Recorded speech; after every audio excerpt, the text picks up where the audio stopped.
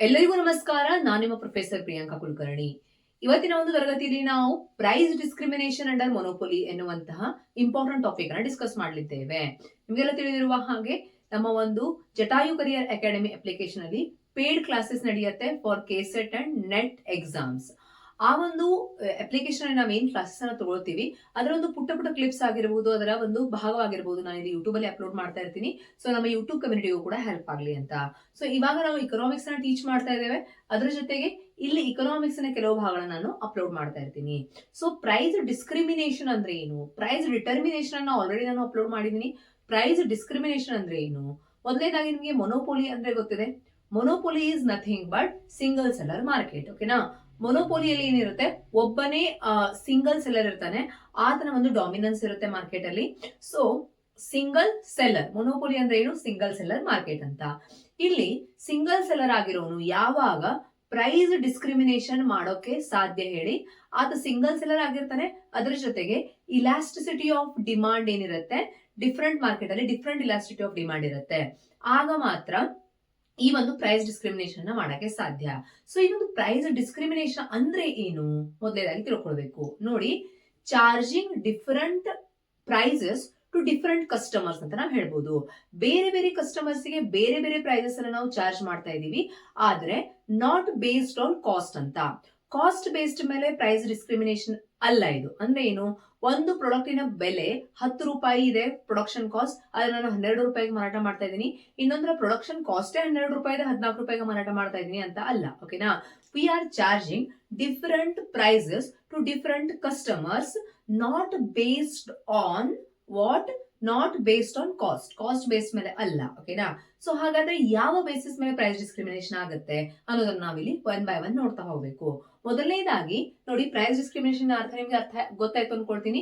Charging different prices to different customers. ಓಕೆನಾ? Different customers ಅಂದ್ರೆ ಏನು?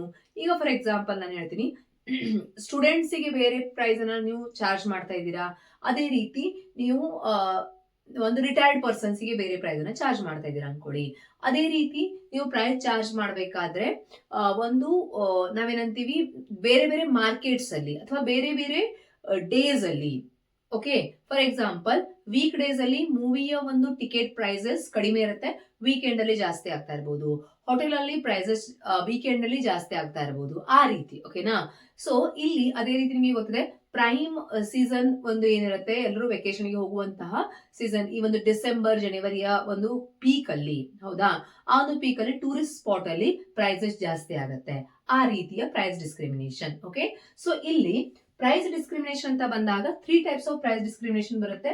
First degree, second degree and third degree price discrimination. Okay, first ನಿಮಗೆ ಏನು ಗೊತ್ತಿರಬೇಕು, from the point of view of KSET and NET exam, you must know what are the 3 types of price discriminations: first degree, second degree and third degree price discrimination. Okay na? First degree price discrimination ಅಂದ್ರೆ ಏನು? Different prices for different quantity. ಅಂದ್ರೆ for example first degree ಏನಾಗುತ್ತೆ, ಈಗ ನೀವು ಮೊದಲನೆಯ ಕ್ವಾಂಟಿಟಿಗೆ 10 rupees charge ಮಾಡಿದಿರಾ, second ಕ್ವಾಂಟಿಟಿಗೆ 12 ರುಪೀಸ್ ಚಾರ್ಜ್ ಮಾಡ್ತಾ ಇದ್ದೀರಾ. ಅಂದ್ರೆ ಪ್ರತಿಯೊಂದು ಕ್ವಾಂಟಿಟಿ ಬೇರೆ ಬೇರೆ ಪ್ರೈಸ್ ಗೆ ಸೆಲ್ ಆಗ್ತಾ ಇದೆ. Different prices to different quantities. Each quantity is sold for different price. Okay na? This is called as what? First degree price discrimination. Simple ಆಗಿ ಮೊದಲು ನೆನಪಿಟ್ಕೊಳ್ಳಿ, ಈಸಿಯೆಸ್ಟ್ ವೇ ಅಲ್ಲಿ ಹೇಳ್ತಾ ಇದ್ದೀನಿ. Second, different bundles different blocks. ಓಕೆನಾ? ಇಲ್ಲಿ ಏನ್ ಮಾಡ್ತಾರೆ, different bundles different blocks ಅಂದ್ರೆ ಏನು? ಫಾರ್ ಎಕ್ಸಾಂಪಲ್ ಫಸ್ಟ್ 3 ಕ್ವಾಂಟಿಟೀಸ್ ಗೆ 8 ರುಪೀಸ್. ಓಕೆನಾ?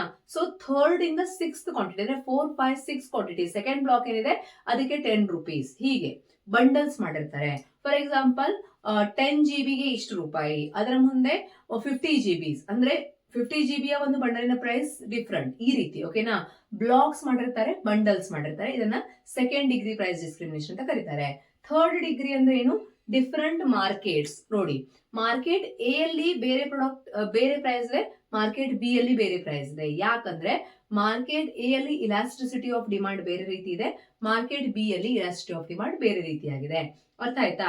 ಸೊ ನೀವು ಮೊದಲನೇದಾಗಿ ನೆನಪಿಟ್ಕೊಳ್ಬೇಕಾಗಿರೋದು, what is the meaning of price discrimination, what are the 3 types of price discrimination and simple meaning of each type.